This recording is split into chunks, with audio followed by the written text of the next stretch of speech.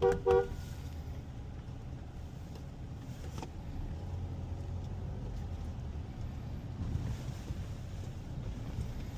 सांगतो तर मजाक वाटते. भाभी मॅडम येते, अभय काका येते. बघ, सांगितलं असतं तू ऐकलं नसतं. अचानक आली, तुला दिसली, खूप बरं वाटलं. आणि एवढं टेन्शन नाही घ्यायचं प्रत्येक गोष्टीचं. मनाला लागून बिलकुल कोणती गोष्ट घ्यायची नाही. जिथं तिथं विसरायचा. एकच एक मनात नाही ठेवायचं.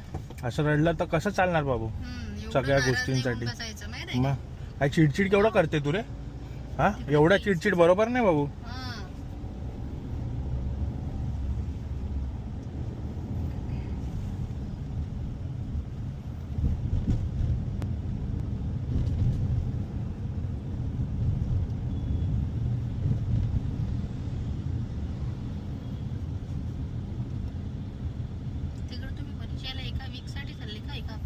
हा, आपलं संडेला परत येणार. सॅटर्डेला सॉरी. पुढच्या सॅटर्डेला. हा, रात्री.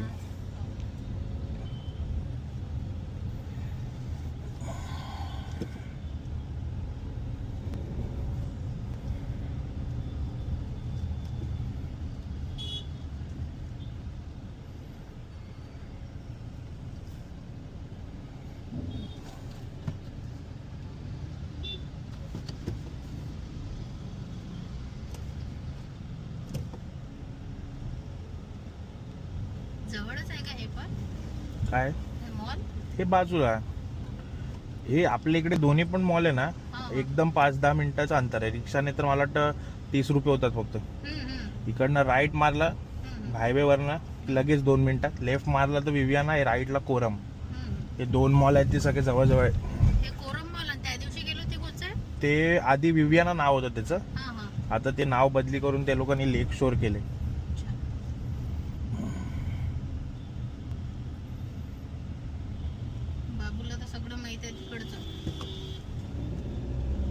हा, तिला ऍक्च्युली कोरम जास्त चांगलं माहितीये.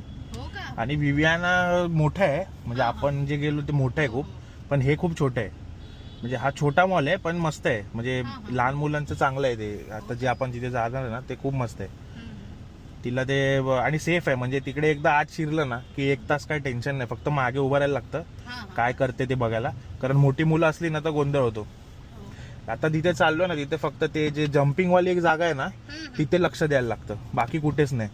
तिथे एक जम्पिंग वाली जागा आहे. तिथे ना 2-3 मुलं गेली की हिला लगेच बाहेर काढायचं. कारण ते मोठी मुलं असली ना तर